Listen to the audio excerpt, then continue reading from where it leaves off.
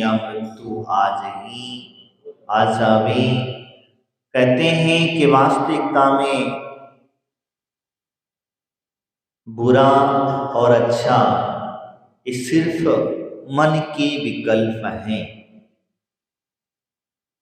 बुरा कहने वाला बुरा कह रहा है तो उसका मन खराब है, और अच्छा कहने वाला बुराई को देख करके भी अच्छा ही उसके अंदर में ढूंढ रहा है तो उसका मन साफ और स्वच्छ है, इसीलिए इस बात का उसमें अच्छा ही ढूंढता है, बुराई नहीं ढूंढता है। इसी प्रकार से लक्ष्मी आई या जाए उसे कोई फर्क नहीं पड़ता है, क्योंकि लक्ष्मी हाथ का महल है, जितना रगड़ोगे उतना ही निकलता चला जाएगा। इसी प्रकार से लक्ष्मी है, जितना तुम पुरुषार्थ करोगे, ठीक है, अगर भाग्य में होगा तो पुरुषार्थ तुम्हारा फलाभूत हो जाएगा, अगर भाग्य में नहीं होगा तो पुरुषार्थ करते रहना, कितनी भी पुरुषार्थ करते रहना, वह आपके घर में नहीं आएगी। इसीलिए कभी आपने देखा होगा कि एक मजदूर आदमी दिन भर में मजदूरी करते समय मेहनत करता है, दिन भर मेहनत करता है, तब उसे 200, 250, 300, 400 रुपया प्राप्त होते हैं। और एक व्यक्ति दुकान पे गद्दी पर बैठ करके, कुर्सी पर बैठ करके कुर्सी तोड़ा करता है, और वो 1000, 2000, 5000, 10,000, अभी लाखों भी कमा ले, इसमें कोई बड़ी बात नहीं है। मेहनत कौन ज्यादा कर रहा है ये बताओ? जो मजदूरी करने वाला व्यक्ति जो है वो मेहनत कर रहा है, इतना पुरुषार्थ कर रहा है कि दिन भर अपने शरीर से, लेकिन उसका भाग्य में उतना ही है, इससे ज्यादा नहीं है। और एक व्यक्ति के भाग्य में इतना है कि वो थोड़ा सा पुरुषार्थ करता है, थोड़ी सी चर्चा करता है, पैसों की बरसात हो जाती है। तो भाग्य बड़ा कि पुरुषार्थ? कौन बड़ा? भाग्य बड़ा या पुरुषार्थ? अगर तुम कहोगे भाग्य, तो अगर पुरुषार्थ ना करो तो भाग्य क्या काम का? और तुम अगर कहोगे पुरुषार्थ, तो भाग्य ना हो तो पुरुषार्थ भी कोई काम का नहीं है। एक ही पहलू के, एक ही सिक्के के दो पहलू हैं, और सिक्का जब ही बनता है जब दोनों पहलू उसके अंदर में अंकित हो जाते हैं। इसी प्रकार से मैं चर्चा कर रहा था भाग्य और पुरुषार्थ की। एक बार कुछ घटना ऐसी ही घटी, कहते हैं बहुत समय पहले की घटना होगी, या काल्पनिक है, कैसी है वो तो मुझे नहीं पता, लेकिन कहते हैं एक बार स्वर्ग के अंदर में चर्चा हो रही थी किसी जीव को लेकर के, और जीव का भाग्य था, सिर्फ उसके भाग्य में 5 रुपए और काला घोड़ा था। उस जीव के भाग्य में था 5 रुपए और काला घोड़ा, सिर्फ उसके भाग्य में था। लेकिन उस जीव का जन्म हो गया किसी अरबपति करोड़पति के घर में। क्या हुआ? अरबपति करोड़पति के घर में उस जीव का जन्म हुआ, और जन्म होते ही पिता चल बसे। जन्म होते ही पिता चल बसे, और 8 साल का हुआ ही था कि उतनी में माता भी चल बसी। अब क्या करेगा? माता भी चल बसी, और कहते हैं धीरे धीरे करके उसके जो परिवार जन थे उन्होंने सारा का सारा धन हड़प लिया। कभी कभी होता है कि जिसका कोई वारिस नहीं होता बच्चे छोटे होते हैं तो हमारे रिश्तेदार ही हमारा धन हड़प लिया करते हैं, और जब हड़प लिया तो अब क्या होता है, वो बेचारा उसके पास बस कुल मात्र बचा तो वह एक काला घोड़ा और 5 रुपया।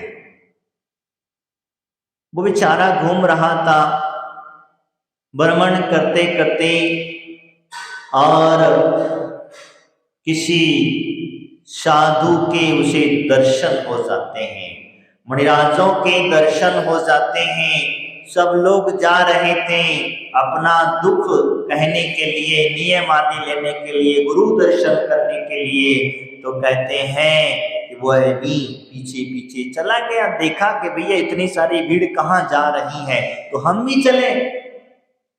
जब गया तो देखा मणिराज के दर्शन हुए। दर्शन होते ही उसे नमस्कार आदि अपनी पद्धति से किया। सबने गुरु महाराज का बड़ी तल्लीनता से प्रवचन सुना, और प्रवचन सुनने उद्बोधन सुना, जिनवाणी का पान किया, और कहते हैं धीरे धीरे आगे सब लोग अपनी अपनी शक्ति के अनुसार, अपनी अपनी शक्ति के अनुसार जो है वह नियम ले रहे थे। क्या कर रहे थे? नियम ले रहे थे अपनी अपनी शक्ति के अनुसार, दान आदि का, किसी त्याग का, कोई किसी का कैसा परिग्रह आदि का नियम ले रहा था। नियम लेते लेते अब वो बेचारा को उसका भी नंबर आया, तो उसने कहा अब मैं क्या नियम लूं, अब मैं क्या नियम लूं।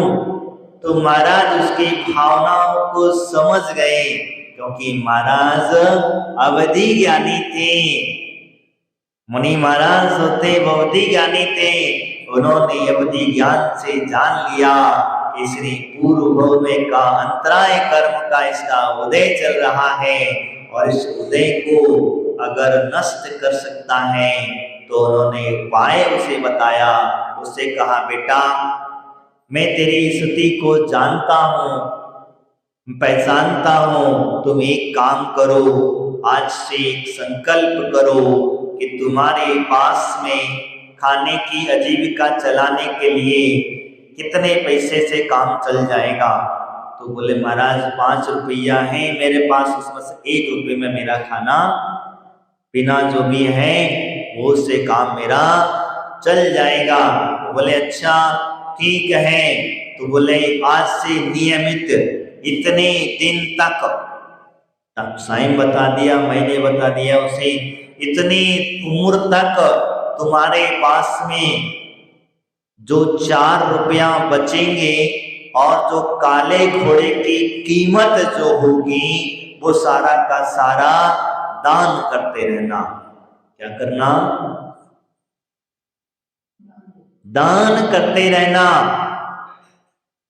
उसने सोचा विचार किया महाराज वैसे तो मैं लुट गया हूं, लेकिन गुरु की वचन मन में था, विचार चल रहा था कि वैसे तो मैं बर्बाद हो चुका हूं, 8 साल का बच्चा, आखिर क्या समझ में आएगा उसके में। तो फिर भी मन में विचार था, गुरु की आज्ञा थी और गुरु की सलाहें थी, तो उसने गुरु चरणों में नमस्कार करके निवेदन कर दिया जो गुरु आज्ञा सिरोधार करता हूं। क्या किया? गुरु आज्ञा सिरोधार करता हूं। गुरु ने कह दिया अब मैं इस बात को नहीं काटूंगा, हो सकता है मेरी कोई भलाई ही इसमें छिपी होगी, इसीलिए इन्होंने मुझे इस प्रकार का संबोधन दिया है।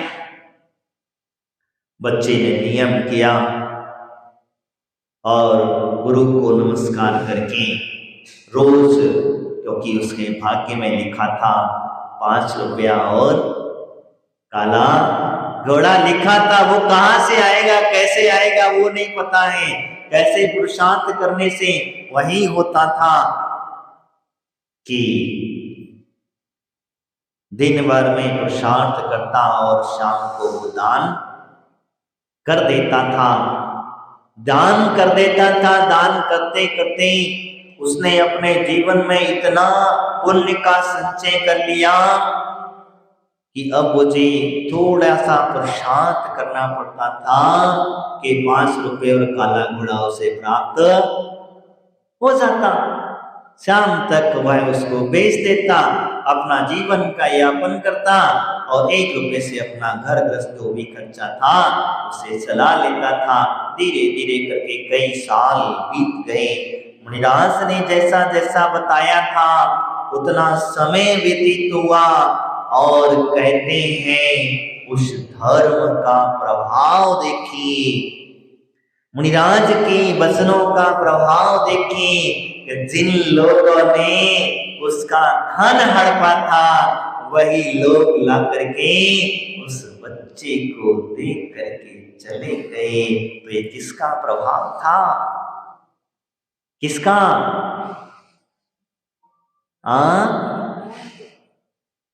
धर्म का प्रभाव था। धर्म के प्रभाव से ये सब कुछ हमें प्राप्त हुआ था।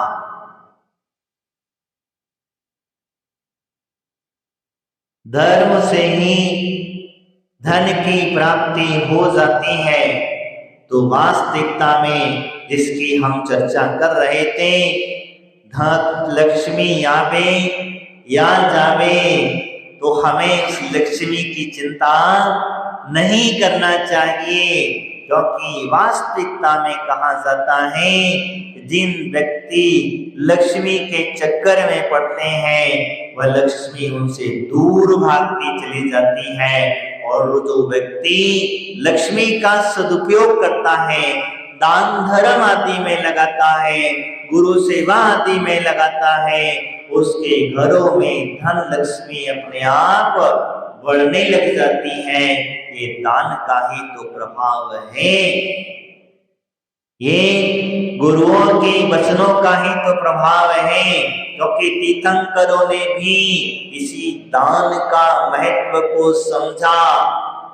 तीर्थंकर बनने के पूर्व भी इसी दान की महत्वता को जाना और दान को करते करते वो एक दिन खुद तीर्थंकर बन करके चले के मोक्षता को प्राप्त कर लिया। इसीलिए हमारे आचार्य भगवंतों ने कहा दो मुख्यता से कर्तव्य श्रावकों के लिए कहें, वैसे तो 6 आवश्यक कर्तव्य हैं, लेकिन 2 मुख्यता से कहें, वो 2 कौन से? दानम पूजम मोक्षम। दान और पूजा नित्य प्रतिदिन करते रहना। इसीलिए पूजा तो कर लेता है लेकिन दान करने से हिचकिचाता है। पूजा करने में उसे कोई दो राय नहीं है, लेकिन जब जहां दान की बात आती है तो वो पीछे सरक जाता है। तो लेकिन ध्यान रखना, जब तक तुम्हारे कर्तव्य पूरे नहीं होंगे तब तक आपके घरों में, आपके जीवन में सुख शांति कैसे प्राप्त होगी। जैसे आपको अगर नित्य नियम की क्रिया करते समय थोड़ा बहुत लेट लपेट हो जाती है तो कैसा लगता है बताओ? क्या होता? नित्य नियम की क्रिया करते समय अगर आपको अगर थोड़ी बहुत लेट हो जाते हो तो कैसा लगता है, और नहीं करो तो कैसा लगता है? ना करो तो कैसा लगता है? तब उस समय पर पता चलता है करी आज हम गड़बड़ हो गई, क्या पेट साफ नहीं हुआ है। इसी प्रकार से नित्य नियम की क्रिया का मतलब यही है, ध्यान रखना, कुछ और मत लगा लेना। पेट साफ नहीं है, पेट में आज गच्च हो गया, भर गया है, इसे खाली नहीं करोगे तो दूसरा कैसे भरोगे? इसे खाली ना करोगे तो दूसरा कैसे भरोगे? इसी प्रकार से हमारे आचार्य भगवंत कहते हैं कि अगर आप दान आदि ना करोगे, जिन धर्म में न लगाओगे तो नया कहां से आएगा, नया कैसे भरेगा? और फिर आपका भरते भरते कहीं आपने नहीं निकाला तो पेट फट जाएगा। क्या हो जाएगा? बीमारी आदि लग जाएगी, और जब बीमारी आदि लग जाएगी तो फिर डॉक्टर के पास में ले जा करके धन आपको देना पड़ेगा। तो इससे अच्छा है कि हम भगवान जिनेंद्र की सेवा में, हम गुरुराजों की सेवा में, हमारे मुनिराजों की सेवा में इस धन का, द्रव्य का दान आदि करके धन का शोधन कर लेना, क्योंकि नहीं करोगे तो बस वही होगा जो आप जानते हो। मुझे कहने की आवश्यकता नहीं है। इसीलिए यहाँ भक्त भगवान के सामने भावना भाता है, कहता है, हे प्रभु परम पिता परमात्मा, मेरे घर में लक्ष्मी आए अथवा जाए मुझे कुछ भी फर्क नहीं पड़ता है। मैं तो तेरी भक्ति में तल्लीन हूँ, मैं तो मेरा कर्तव्य कर रहा हूँ और करता रहूंगा। लाखों वर्षों तक जीऊं या मृत्यु आज ही आ जावे, मुझे मृत्यु की भी चिंता नहीं है और लाखों वर्षों की भी उम्र की भी चिंता नहीं है। यही भावना भाते हुए आगे उन्होंने कहा, अथवा कोई कैसा है या लालच लेने आवे, अगर हो सकता है आपको कोई भय दिखाए, डर दिखाए, जन्म मरण का भय जन्म दिखाए। जैन सिद्धांत कहता है भय में धर्म नहीं होता, भयभीत होकर के कभी धर्म नहीं कर सकता। डरा हुआ इंसान कभी भगवान की भक्ति नहीं कर सकता, डरा हुआ इंसान कभी दान पूजा आदि नहीं कर सकता। कहते हैं भगवान की भक्ति करते समय, गुरुओं को दान आदि देते समय निर्भय होकर के ये सारी क्रियाएं की जाती हैं। हमारे आचार्यों ने कहा 7 प्रकार का भय होता है, और जो व्यक्ति इन 7 प्रकार के भय से रहित होकर के दान पूजा आदि करता है वही भक्त भगवान बन पाता है। 7 प्रकार के भय, जन्म मरण का भय, यह लोक का भय, परलोक का भय, आरक्षा का भय आदि आदि हमारे जीवन में जो भय लगे हुए हैं, किसी प्रकार से इन सब से निर्भय होकर के ध्यान रखना, इन सब से निर्भय होकर के भगवान के सामने भयवान आपके किसी ने कह दिया जाओ भगवान की पूजा नहीं करोगे तो तुम्हें पाप का बंध होगा, बता दिया, शास्त्र में पढ़ लिया, भगवान की अभिषेक नहीं करोगे तो पापी कहलाओगे, और भगवान की पूजा पाठ अभिषेक करोगे तो पुण्य आत्मा कहलाओगे। मैं आपसे पूछता हूं, पुण्य और पाप है क्या चीज? तुमने किसी से भयवान करके, निर्भय व्यक्ति को अपने कर्तव्य को पालन करने के लिए उसे डरा करके, बच्चों को, छोटे छोटे बच्चों को सिखा दिया जाता है, उन्हें बता दिया जाता है देखो मंदिर ना जाओगे तो पाप लगेगा, और पाप का बाप कब लगेगा? तुम कहते हो पाप लगेगा, और जो व्यक्ति है स्वयं जानबूझ करके पता है कि मंदिर जाने से पाप लगेगा कि नहीं लगेगा? हाँ, नहीं लगेगा। क्या होगा? मंदिर जाने से पाप नहीं लगेगा, पाप से बच जाओगे।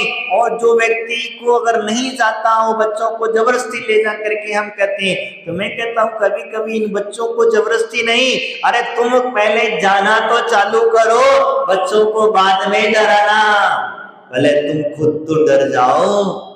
तुम दिन भर जितने पाप करते हो, तुम दिन भर जितने पाप करते हो, जितने पाप में लिप्त रहते हो, और बच्चों को कहते हो, तो कैसे संभव होगा? नहीं होगा। इसलिए मैं कह रहा था, तो निर्भय होकर के भगवान की भक्ति करता है, भगवान की स्तुति करता है, तो यही वास्तविकता होती है। तो क्योंकि भय व्यक्ति के लिए हमेशा किसी न किसी प्रकार का लगा रहता है, इसीलिए कहा जाता है कोई कैसा है या लालच। अब लालच क्या है? लालच क्या होती है? तुम्हें लालच है ये कि हम भगवान की पूजा करेंगे तो हम स्वर्ग में जाएंगे, हम भगवान की पूजा करेंगे, निराजों को आहार दान आदि देंगे तो हम वो भूमि में आदि में जाएंगे, हम अच्छी अच्छी गतियों में जाएंगे, क्योंकि तुम्हें भय लगा है नरक जाने का। तो मैं आपसे पूछता हूँ, दिन भर कार्य करते हो, 23 घंटे नरक जाने के कार्य करते हो और 1 घंटे का कार्य स्वर्ग में भी वो भी भयभीत होकर के करते हो, तो वह बताओ कैसे स्वर्ग मिलेगा? कैसे स्वर्ग मिलेगा? क्या संभव है? नहीं है। तो कैसे भगवान की भक्ति पूजा आदि करते समय निर्भयता होकर के करना, निराजों को आहार आदि देते समय किसी भय के ऊपर से मत देना, लालच के आकर के चक्कर में मत करना। तुम लोग लालच में आकर के चौका लगाते हो कि महाराज तो घर में जाते नहीं है, तो क्या करें? महाराज के चरण तो घर में लगाना है। तुमने शास्त्रों में पढ़ा है कि महाराज के चरण जिस जिस घर में पड़ते हैं उस घर में से भूत पिशाच शाकनी डाकनी आदि सब अपने आप दूर जाकर के खड़े हो जाते हैं। घर के अंदर की नेगेटिव ऊर्जा अपने आप पॉजिटिव में परिवर्तित हो जाती है। आपको पता है अब क्या करते हो? बड़े लालची हो, महाराज घर में थोड़े चल रख दो, बड़े लालची हो। लालच में आकर के तुमने चौका लगाया, तुमने लालच में आकर के महाराज को लेकर के गए। अरे चौका लगाना तो उसे कहते हैं कि भैया तुम्हारा कर्तव्य है, गांव में मुनिराज है और मुनिराज है तो दायित्व क्या है? पहले द्वार प्रक्षालन करना, पहले मुनियों को आहार देना, तत्पश्चात अतिथि का सत्कार करने के पश्चात स्वयं ने भोजन करना। आजकल तो पहले पेट पूजा, बाद में महाराज का आहार हो अथवा न हो, अतिथि का भोजन बने या ना बने, लेकिन अतिथि सत्कार हो अथवा ना हो, लेकिन पहले अपना टाइम नहीं चूकना चाहिए। एक बार भगवान का टाइम चूक जाए, महाराज के प्रवचनों का टाइम चूक जाए, एक बार महाराज के पास नहीं भी गए तो भी चल जाएगा, लेकिन अपना घर का टाइम, पेट पूजा का टाइम, आदि आदि बच्चों के स्कूल जाने का टाइम नहीं टूटना चाहिए, दुकान खोलने का टाइम नहीं चूकना चाहिए। तो बंदो, मेरा कहने का मतलब यही है, एक तो भय रहित होकर के दान करना और एक लालच से रहित होकर के दान करना अपना कर्तव्य है। क्या? दानम पूजम मोक्षम, याद रख लेना, ये 2 शब्दों को याद रख लेना। मोक्ष को प्राप्त करना है और आप सबको मोक्ष जाना है, तो ये 2 शब्द अपने जीवन में उतार के रखना मुख्यता से। जैसे आहार और निहार आपकी पेट की जरूरत है, शरीर की जरूरत है, शरीर को शुद्ध करने की जरूरत है, उसी प्रकार से दान और पूजा आपकी धन की शुद्धि, आत्मा की विशुद्धि और मोक्ष प्राप्त करने का मार्ग है। इसीलिए हमारे आचार्यों ने इसको विशिष्ट रूप से कहा गया। इसके पश्चात वो कहते हैं, तू भी न्याय मार्ग से मेरा कभी न बद डिगने पावे। हे भगवान, मैं जो कमा रहा हूँ, मैं जिस मार्ग पर चल रहा हूँ, मैं न्याय के मार्ग पर चल रहा हूँ और मैं अन्याय के रास्ते पर कभी ना चलो। न्याय के मार्ग पर चलते समय भी मेरे पैर कभी डामाडोल ना हो, मैं हमेशा इसी मार्ग पर निर्भयता पूर्वक चलता रहूं, तभी मेरे जीवन की सार्थक हो पाएगा। अन्यथा इस मनुष्य पर्याय में आने के बाद भी अगर मैंने दान पूजा आदि ना करी, अगर मैंने मुनिराजों की भक्ति आदि न करें, मैंने गुरुओं की सेवा आदि न करें तो मेरा जीवन आना और ना आना निरर्थक है। आज ये मनुष्य पर्याय मिली है, कल उदस्य अगर प्राप्त होगी अथवा नहीं होगी, इसीलिए इसको सार्थक करना है तो तुम्हें ये कार्य हमेशा करना ही करना पड़ेगा।